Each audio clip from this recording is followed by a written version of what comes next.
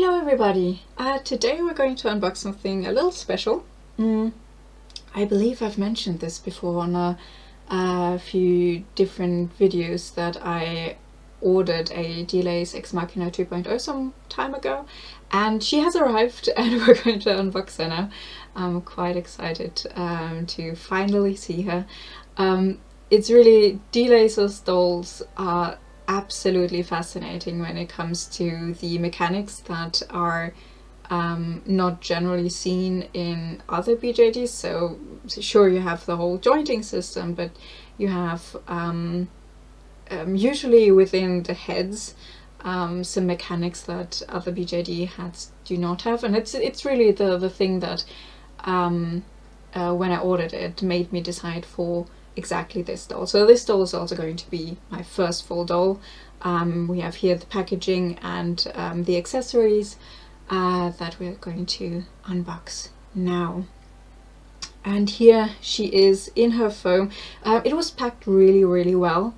You can see the shape in the foam is really tight around her body. I think it's really good when companies actually think about the shipping process, because I've seen boxes being packed or unpacked, doll boxes, where there's maybe some foam, but you can see that there's no foam on top, so the doll can always bang against the top of the box.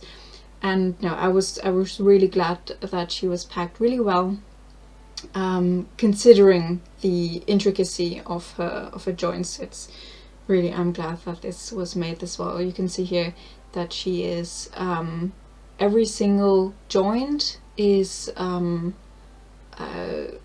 is some sort of padding in between, so that during the travel process she does not receive any damage from it. So it was really, I'm glad that it was packed this well.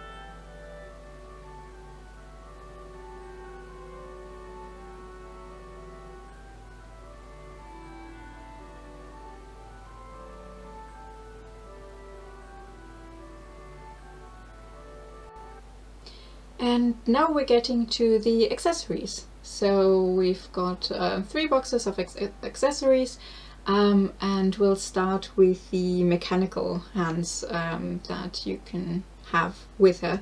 It's really cool to see them. I think it's like a complete face-up, some sort of complete body blushing. So I think if you have these, you really need to make sure that you don't get any scratches on them. On the entire doll there's some kind of grey plastic putty, sort of body blushing, but it's made of plastic or resin or something, so it does not scratch that easily. But really for these painted or mechanical pieces you really have to be quite careful. And here you can see the amazing designs.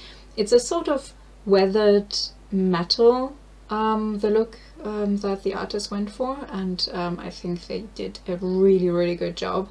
The hands, well, the fingers can be moved. It's just that they're not jointed, so it's more of hinges. Yeah, but you can move them. And here you have the forearm, and it's, I don't know, it's cool how there are little details like the bolts and the pipes and everything. Well, here's the elbow peanut, and then this upper arm. I think the shoulder pad is really cool to see. but I find that it's a bit difficult to find clothes for it, so you always have to use a halter top, since the mechanic to put it on does not allow for any sleeves, sadly. And here's the shoulder ball joint. The doll also comes with different hands. We have these relaxed hands, and then we have some special hands. So here we have a holding hand, really elegant. I'm sure she could hold a teacup really well, or I don't know, a microphone or a staff. And then we also have a pointing hand. So of course we have we have both sides. It's just like the other ones are on the doll right now.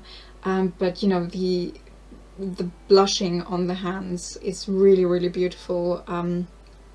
I just really like the skin texture. And here we have something that is similar to the SD Graffiti heel legs, so you don't have the last joint, and the system to put it in is a bit different, but it's really cool to see these grabbing hands, but it's much more dynamic. I don't know, it's really cool to see. I hope to put them in soon enough. And then there's also a human torso, since, as you would have seen already, the torso is very cyborg-y. And it was also possible to order a human head, but I wasn't interested in that. But here we have the human torso, and it's quite beautiful.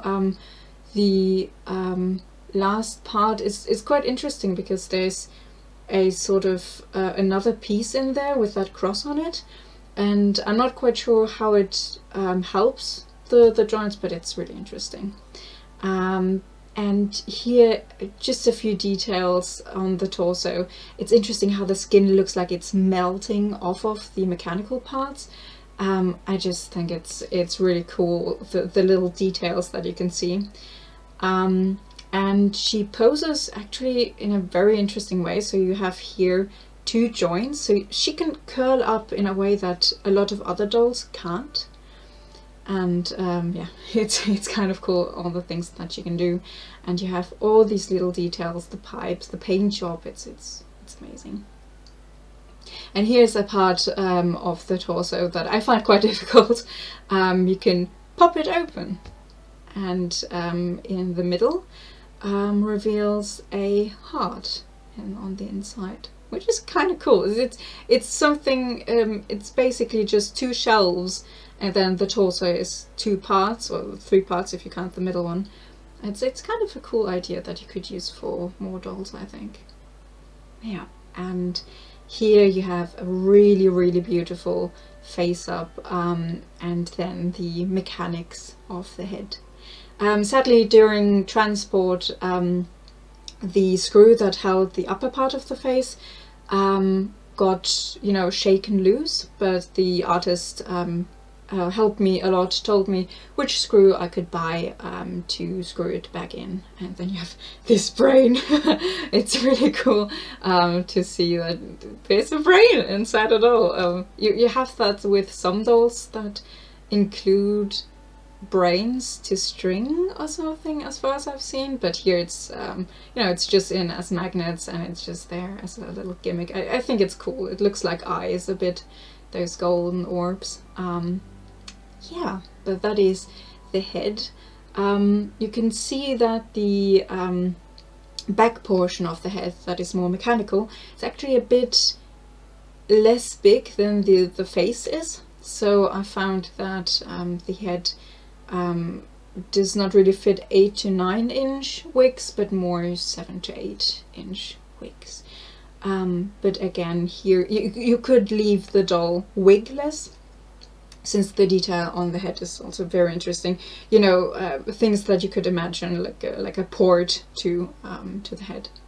But anyway, we're going to fix the head now. I need to screw the new screw in. And I got myself a little palette of differently sized tiny screws, since you could always use them. and it was actually not that difficult to put the screw in. It was a bit finicky, but it worked quite well.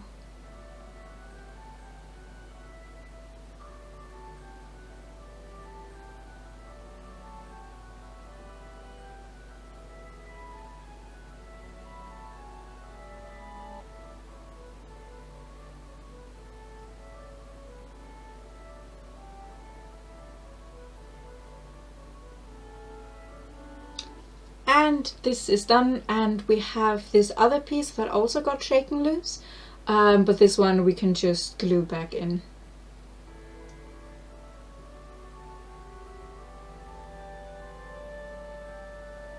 I put the face halves back together since their tips match to this piece, so the gluing in part needs to happen when the head is closed.